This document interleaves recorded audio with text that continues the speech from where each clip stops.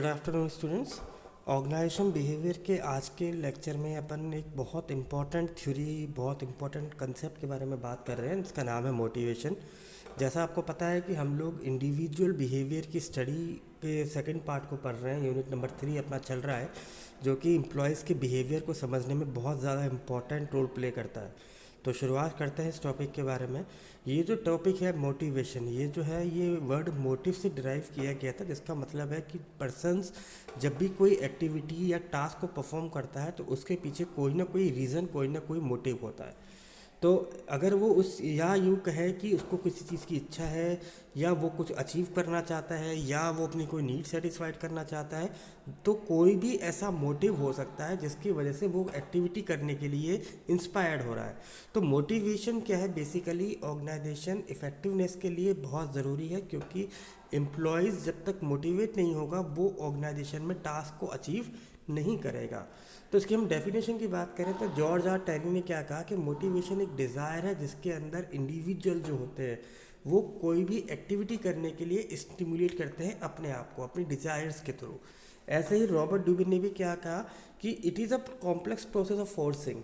इसके अंदर क्या है कि पर्सन अपने आप को कुछ ना कुछ मोटिव या स्टिमुलस फैक्टर के थ्रू हमेशा इंस्पायर करना चाहता है टू डू वर्क। कोई भी काम करने के लिए उसको कोई ना कोई मोटिवेशन चाहिए, कोई ना कोई फैक्टर चाहिए, ताकि उसको लगे कि मुझे ये काम करना है।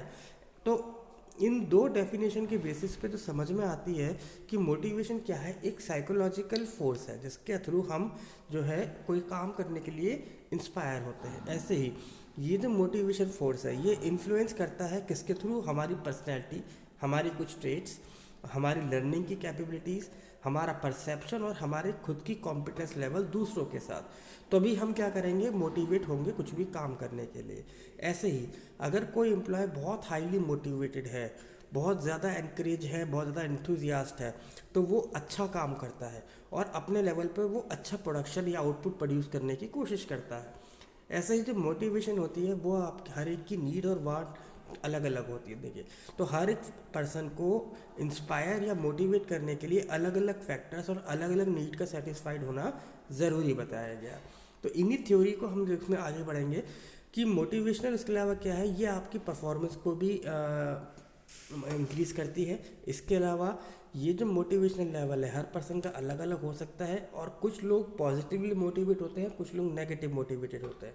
तो पॉजिटिव मोटिवेशन के अंदर जैसे आपके रिवॉर्ड्स आ सकता है, इंसेंटिव आ सकता है, अदर बेनिफिट्स आ सकते हैं। ऐसी नेगेटिव मोटिवेशन क्या है, जैसे आपको कोई पनिशमेंट का डर हो, कोई फियर हो, या कोई एक्स्ट्रा फोर्स जो आपको प्रेशराइज कर रहा है टू डू वर्क, कि आपको लगे कि अगर ये काम मैं नहीं करूँगा तो मेरे को दिक्कत या मुझे परेशानी हो सकती है। तो इस तरीके से हमारे पास दो मोटिवेशन के चीज़ें आ सकती हैं, पॉजिटिव और नेगेटिव। तो जैसे हमने देखा कि मोटिवेशन के अंदर पर्सन कोई ना कोई अपनी नीड या अपनी डिज़ायर को फुलफ़िल करना चाहता है, उसको कंप्लीट करने के लिए, उसको सेटिस्फाइड करने के लिए वो कोई काम को पूरा करता है। तो इसी नीड के हिसाब से मोटिवेशन में कुछ थ्योरीज डेवलप की गई। सबसे पहले थ्योरी आती है आपकी Maslow hierarchy need theory. Maslow hierarchy need theory जो है मैस्लो अब्राहम ने 1940 के अंदर दी थी, और इसको जो है हायरार्की ऑफ नीड के नाम से भी ज़्यादा जाना और पहचाना जाता है। इसके अंदर 5 लेवल ऑफ नीड्स के बारे में बताया गया है, जो कि फिजियोलॉजिकल, इसे हम लोग बेसिक नीड्स कहते हैं, सेफ्टी नीड्स, देन आता है सोशल नीड्स, उसके अलावा आता है आपका एस्टीम नीड्स, और लास्ट में आता है आपका सेल्फ एक्चुअलाइजेशन नीड। हम वन बाय वन इन सब पॉइंट्स को डील करेंगे। आपको एक ग्राफ के अंदर दिखाई दे रहा होगा, पिक्चर के अंदर, कि कौन कौन सी नीड्स हमें मिल रही हैं। तो जैसे हमने देखा, फिजियोलॉजिकल जो है आपकी फूड, क्लोथिंग और शेल्टर से रिलेट करती है। सेफ्टी नीड आपकी जॉब, एम्प्लॉयबिलिटी, सिक्योरिटी से रिलेट करती है। सोशल नीड आपके दोस्त, आपका एक फ्रेमवर्क या आपके नेबर से रिलेट करता है। बिलोंग, लव से भी रिलेट करता है। एस्टीम नीड आपके खुद की सेल्फ रेस्पेक्ट और ईगो से रिलेट करता है। और एक्चुअलाइजेशन जो है वो इंटरनल सेटिस्फैक्शन या हाईएस्ट लेवल ऑफ मोटिवेशन से रिलेट करता है। तो वन बाय वन की बात करते हैं। हम भी देखते हैं कि फिजियोलॉजिकल नीड में क्या बताया जाता है कि हर पर्सन जीने के लिए क्या है, उसको एक नीड चाहिए, कहूँ रोटी कपड़ा और मकान। इसकी तो उसको, अगर वो जीना चाहता है तो उसको इन तीन चीज़ों की पूर्ति तो करनी ही पड़ेगी। ऐसे ही सिक्योरिटी या सेफ्टी नीड, सेफ्टी और सिक्योरिटी नीड किससे रिलेट करती है, आपकी फिजिकल और इमोशनल एनवायरनमेंट से। जैसे मान लीजिए आप चाहते हो कि मेरे पास एक अच्छा घर हो, मेरे पास अच्छे कपड़े पहनने को हों, तो मेरे को पैसों की चिंता ना हो। तो इन सब चीज़ों के लिए ज़रूरी है कि आपकी जॉब जो है, जो भी काम आप कर रहे हैं, जिस कंपनी में आप कर रहे हैं, उसमें आपको एक सिक्योरिटी रहे कि हाँ, कि मेरे को कहाँ जॉब का डर नहीं है, तो तभी मैं अपनी बाकी डिज़ायर्स की तरफ मैं जाऊँगा। तो रोटी कपड़ा मकान मुझे चाहिए, पर मैं और इससे अच्छा मकान चाहता हूँ, अच्छे कपड़े पहनना चाहता हूँ, तो मुझे जॉब सिक्योरिटी मेरी सेकंड नीड फुलफिल होना ज़रूरी है। ऐसे ही आता है मेरा बिलोंगिंग और सोशल नीड। अब जब मेरा एक मैं अपने आप को कमा रहा हूँ, मैं अच्छे कपड़े पहन रहा हूँ, मेरा एक अच्छा घर है, मेरे पास अच्छी कार है, तो अब मुझे क्या चाहिए, मेरा एक सोशल स्टेटस होना चाहिए, मेरे लोग होने चाहिए, मेरे दोस्त होने चाहिए, मेरा एक सोशल में नाम होना चाहिए, समाज में लोग मुझे जानते हो। तो इस तरीके से मुझे अपनी सेटिस्फैक्शन नीड या सोशल नीड को भी फुलफिल करना है। देन आता है मेरा एस्टीम नीड। एस्टीम नीड दो चीज़ों से रिलेट करती है। एक तो हमारी खुद की इमेज, हमारी खुद का सेल्फ रेस्पेक्ट, कि जहाँ पे मुझे लगे कि हाँ मैं खुश हूँ, सब लोग मुझे सम्मान दे रहे हैं, सब लोग मुझसे आदर से बात करते हैं, लोग मुझे पहचानते हैं, मेरे नाम से जानते हैं। तो इस नीड को उन्होंने कहा है एस्टीम नीड। तो मैस्लो के अनुसार यदि कोई person highest level of motivation यानी सेल्फ एक्चुअलाइजेशन पे जाता है, तो सबसे पहले उसको अपनी ये ईगो और एस्टीम नीड को फुलफिल करना ज़रूरी है, क्योंकि वहाँ उसको ये सेटिस्फैक्शन ज़रूरी चाहता है कि लोग उसको अब उसके नाम से जानते हैं। जब ये सेटिस्फैक्शन उसको मिलेगा, तब वो अपनी पांचवी नीड यानी सेल्फ एक्चुअलाइजेशन, जहाँ पे वो लगता है कि यस, अब मैं प्योरली इंटरनल सेटिस्फाइड हूँ, मैंने अपनी ग्रोथ अपनी पोटेंशियलिटी के हिसाब से हासिल कर ली है, ये सारा समाज में मेरा नाम, जो मेरा रुतबा है, ये सब कुछ मैंने अपनी मेहनत से हासिल किया है, अब मुझे इसके आगे कुछ चीज़ नहीं चाहिए। तो इस तरीके से मैस्लो ने इन 5 थ्योरी के बारे में बताया, जो कि बेसिक नीड से शुरू होती है, यानी फिजिकल रोटी कपड़ा मकान से, और हमारे इंटरनल सेटिस्फैक्शन हाईएस्ट ग्रोथ पे जाके वो ख़त्म होती है। उसके बाद आती है आपकी ईआरजी थ्योरी। ईआरजी जो थ्योरी है, ये मोटिवेशनल थ्योरी का ही थोड़ा एक्सटेंड था, क्योंकि ईआरजी थ्योरी जो दी थी वो क्लेटन एल्डरफर्ड ने दी थी, और उनके अनुसार क्या है कि इन पांचों नीड को हम थोड़ा सा रिड्यूस कर सकते हैं। तो उन्होंने इसके अंदर 3 पॉइंट्स को कवर किया था। ई आर जी, ई यानी एग्जिस्टेंस, आर फॉर रिलेटेडनेस, और आपका जो जी है वो ग्रोथ। तो यहाँ उन्होंने 3 चीज़ को कैसे किया, यहाँ पे इन्होंने क्या किया कि उन्होंने जो आपका फिजियोलॉजिकल और सेफ्टी नीड था, ये उन्होंने एग्जिस्टेंस में डाला। जो आपका सोशल और आपका जो ये एस्टीम था, ये आपका जो है इसके अंदर रिलेटेड में डाला, और जो आपका सेल्फ एस्टीम और सेल्फ एक्चुअलाइजेशन है, ये आपकी ग्रोथ नीड से इन्होंने रिलेट करी। तो इसके अंदर क्या था, मैस्लो में उनको 2 प्रॉब्लम नज़र आई। उन्होंने कहा कि पहली चीज़ की है कि जो ईआरजी थ्योरी है वो ये सजेस्ट कर रही थी कि पर्सन जो है एक बार में एक नीड के सेटिस्फैक्शन के साथ साथ अदर नीड को भी सेटिस्फाइड करना चाहता है। जैसे मान लीजिए पीपल जो है जो फिजियोलॉजिकल और सेफ्टी कर रहा है वो मनी से रिलेट है। पैसा होगा तो मेरी जॉब सिक्योरिटी भी होगी, पैसा होगा तो मेरे पास मकान भी होगा, कपड़ा भी होगा और खाना भी होगा। तो ये मनी से रिलेट करता था। ऐसे ही जो आपका रिलेटेडनेस है यानी सोशल, ये आपकी फ्रेंड और रिलेटेडनेस से रिलेट करता है, और जो आपका एस्टीम और सेल्फ एक्चुअलाइजेशन है, ये आपकी ग्रोथ से रिलेट करता है। तो इन्होंने ये बताया कि पर्सन एक बार में एक साथ तीनों नीड को भी सेटिस्फाई करना चाह सकता है।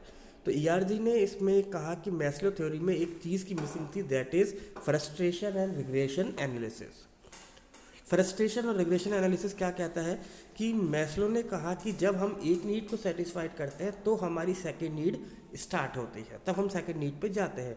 जबकि ईआरजी के अनुसार उन्होंने क्या कहा कि एक हायर लेवल पे जाके हमारी अगर कोई नीड सेटिस्फाइड नहीं होती है, अपर नीड, तो हम बाकी नीड को हम उसको उतना वेटेज नहीं देते और वापस से अपनी फिजियोलॉजिकल नीड पे फोकस करने लग जाते हैं। मैं इसको अभी आपको एक एग्जांपल से भी समझाऊंगा। मान लीजिए एक वर्कर है जो कि मनी की से मोटिवेटेड होता था, तो मनी कमाने के लिए उसने क्या किया, उसने काम किया, मेहनत की, अब उसको उसके पास अच्छी रोटी है, अच्छी कपड़ा है, अच्छा मकान है, और उसको लग रहा है कि अब जॉब सेटिस्फाइड है। तो इसमें तो वो एग्जिस्ट कर रहा था, तो उसको फिजियोलॉजिकल और सेफ्टी नीड तो अचीव हो गई। पर जैसे ही वो सोशल की तरफ गया, जब उसकी इच्छा हुई कि अब मुझे लोग, मेरे कुछ अच्छे दोस्त होने चाहिए, मेरा एक सोशल स्टेटस होना चाहिए, तो उसने देखा कि इस ऑर्गेनाइजेशन में लोग मेरे से दोस्ती नहीं कर रहे, लोग मुझसे बात करना नहीं चाहते, मेरा कोई सोशल स्टेटस नहीं बन रहा। तो इस चीज़ में क्या होगा, वो फ्रस्ट्रेटेड हो जाएगा और या तो वो ऑर्गेनाइजेशन छोड़ देगा और वापस से क्या करेगा, वो किसी और कंपनी में जाके फिजियोलॉजिकल और सेफ्टी नीड को पूरी करने में अपने आप को दोबारा से इंगेज कर लेगा। और इसी थ्योरी को वो कहते हैं फ्रस्ट्रेशन और रिग्रेशन एनालिसिस। देन आता है आपका X and Y theory of motivation. ये जो थ्योरी थी ये मैकग्रेगोर ने दी थी और उन्होंने एक्स एंड वाई थ्योरी दी थी। एक्स जो थ्योरी थी वो नेगेटिव एटीट्यूड की थी और जो वाई थ्योरी है वो पॉजिटिव एटीट्यूड की है। तो एक्स थ्योरी क्या कहती है कि मैनेजर्स जो होते हैं जब वो एक्स थ्योरी की बात करते हैं तो वो कुछ नेगेटिव चीज़ों को इम्प्लीमेंट करते हैं, देखते हैं, जैसे कि एम्प्लॉय जो है वो काम करना नहीं चाहता। दूसरा, वो काम करने से डरता है, वो रेस्पॉन्सिबिलिटी लेने को अवॉइड करना चाहता है, उसको बहुत डर है जॉब सिक्योरिटी का। इसके अलावा वो बहुत कम ज़्यादा एम्बिशन है, कैरियर उसको नहीं लगता, वो सिर्फ चाहता है कि मुझे सैलरी बहुत मिलती रहे, मेरा काम चलता रहे। जबकि जो थ्योरी ऑफ वाई है वो क्या कहती है, ये पॉजिटिव है कि एम्प्लॉय अपने काम से प्यार करता है, उसको काम चाहिए, वह सेल्फ डायरेक्टेड है, सेल्फ कंट्रोल्ड है और ऑर्गेनाइजेशन के ऑब्जेक्टिव्स को अचीव करने के लिए कमिटेड है। ऐसे ही वो रेस्पॉन्सिबिलिटीज़ चाहता है और उसके अलावा कि वो अपने साथ और लोगों को भी डेवलप कराना चाहता है। तो यदि हम एक्स और वाई थ्योरी की एप्लीकेबिलिटी की बात करते हैं तो जो एक्स थ्योरी है ये नॉर्मली एक्सटर्नल कंट्रोल की वजह से है, सिचुएशंस के बेसिस पे है। जबकि जो वाई थ्योरी है ये किस पे रिलेट करती है, आपकी खुद के इंटरनल सेल्फ कंट्रोल पे, आपके खुद के सेल्फ डायरेक्शन पे। जब आप खुद अंदर से मोटिवेटेड होगे तभी आप थ्योरी वाई को एप्लीकेबल कर पाओगे। और यदि पर्सन बाहर से डर रहा है, उसको लग रहा है कि मुझे पैसा नहीं मिलता, मेरा समाज में स्टेटस नहीं है, लोग उनको जानते नहीं हैं, मैं कभी भी नौकरी से निकाल दिया जाऊंगा, तो वो थ्योरी ऑफ वाई यानी कि एक्सटर्नल कंस्ट्रेंट्स की वजह से अटैच हो रहा है। तो थ्योरी जो वाई है ये आपके एम्प्लॉयज़ के कमिटमेंट और ऑर्गेनाइजेशन ऑब्जेक्टिव से रिलेट कर रही है। और ये कई बार क्या है, ये मोटिवेशनल थ्योरी भी होती है फॉर सेटिस्फैक्शन ऑफ एम्प्लॉयज़, यानी जब एम्प्लॉय जितना सेटिस्फाइड होगा वो थ्योरी ऑफ वाई को इम्प्लीमेंट करेगा। और यदि एम्प्लॉय सेटिस्फाइड नहीं है, डरा हुआ है, काम नहीं कर पा रहा, तो वो थ्योरी ऑफ एक्स को इम्प्लीमेंट कर रहा है। तो मैक ग्रोवर ने क्या है कि थ्योरी ऑफ वाई को ज़्यादा फेवर दिया instead of x theory x, क्योंकि उनके अनुसार क्या था कि मैनेजमेंट भी ये चाहता है कि एम्प्लॉय जो हो वो इंटरनली मोटिवेटेड हो, सेल्फ कंट्रोल हो, सेल्फ डिसिप्लिन हो, ताकि वो काम को करे, इनर फीलिंग के साथ करे, खुद के एनकरेज और मोटिवेशन लेवल को हाई करते हुए करे। देन आती है आपकी McLean need theory. McLean need theory जो कि मैकलिन ने दी थी और उनके जो एसोसिएट थे एटकिंसन, उन्होंने अपना कंट्रीब्यूशन दिया था इस थ्योरी को बनाने में। इसमें उन्होंने 3 थ्योरी को बात की थी, need for power, need for affiliation और need for achievement. Need for power क्या कहती है, ये थ्योरी कहती है कि पर्सन अपनी इच्छाओं को पूरी करने के लिए चाहता है कि उसके पास कुछ अथॉरिटी हो। वो जिस एनवायरनमेंट में काम करता है उस एनवायरनमेंट में काम करने के लिए उसको रेस्पॉन्सिबिलिटी फुलफिल करने के लिए अथॉरिटी या पावर चाहिए। अगर वो किसी पोस्ट पे है तो उस पोस्ट को फुलफिल करने के लिए उसको कुछ अथॉरिटी चाहिए। तो अकॉर्डिंग टू मेकलैंड आदमी मोटिवेट तब होगा जब वो उसके पास अथॉरिटी होगी, पावर होगी। ऐसे ही नीड फॉर अफिलिएशन, ह्यूमन जो है थोड़ा सा चीज़ों को एक्सेप्ट तभी करेगा जब वो उस चीज़ को एक्सेप्ट करने की स्टेज पे होगा। तो अकॉर्डिंग टू दिस पीपल जो होते हैं, जो आप नॉर्मल पर्सन होता है वो बिहेव तभी करता है कि जब उसको किसी चीज़ का एफिलिएशन चाहिए, किसी चीज़ से अप्रूवल चाहिए। तो यदि उसको कोई सामने वाला पर्सन उसको अप्रूवल देगा कि यदि आप सही हो तो उस काम को वो करेगा। तो नीड फॉर एफिलिएशन क्या कहती है, किसी भी टास्क को परमिशन को पूरा करने के लिए पर्सन जो होता है वो क्या करता है, एफिलिएशन की नीड को कंप्लीट करना चाहता है। तो इसके अंदर क्या आता है, हमें कुछ ट्रेड्स नज़र आती हैं, जैसे desire to like and to be liked. कौन सी इच्छाएं हैं जो आपको सिर्फ पसंद है और जिनको आप पूरा करना चाहते हैं, आप किन की कंपनी और किन से दोस्त चाहते हैं, आपके लिए कौन सी सिचुएशन फेवरेबल है, आप ग्रुप में काम करना चाहते हैं या इंडिविजुअल में काम करना चाहते हैं, और आपके अंदर कौन कौन सी क्वालिटीज़ है। तो ये जो चीज़ें हैं ये सोशल टाइप पर्सनैलिटी से रिलेट करती हैं, जहाँ पे हम सामाजिक भी हैं, हमारे कुछ दोस्त भी हैं जो हमें समझते हैं, हम उनकी बातों को जानते हैं और हर चीज़ के लिए मोटिवेटेड तब होते हैं जब उनसे एक बार हम राय ले लेते हैं। फिर आता है आपका थर्ड थ्योरी इसी की मैकलिन की, नीड फॉर अचीवमेंट। पर्सन इस अचीवमेंट नीड से भी बहुत ज़्यादा मोटिवेटेड होता है। कुछ लोग ऐसे होते हैं जो सक्सेसफुल होने के लिए उनके कुछ सपने हैं, अपने इस एम्बिशन को पूरा करना चाहते हैं। यदि उनके सपने पूरे होते रहते हैं, ये एम्बिशन पूरे होते रहते हैं, तो वो मोटिवेटेड होते रहते हैं। तो अकॉर्डिंग टू दिस कि सिचुएशन कोई भी हो वो अपने आप को कुछ ना कुछ अचीव करने में लगे रहते हैं। तो यदि वो कुछ टारगेट कुछ ऑब्जेक्टिव अचीव कर लेते हैं, अपने एम्बिशन को पूरा करता है, तो पर्सन क्या होता है, ज़्यादा मोटिवेटेड होता है। और यदि इस टारगेट या एम्बिशन को पूरा नहीं कर पाता है तो वो उस चीज़ को अपनी फेलियर मानता है। तो आई होप बच्चों कि आपको ये टॉपिक समझ में आ गया होगा। Thank you very much.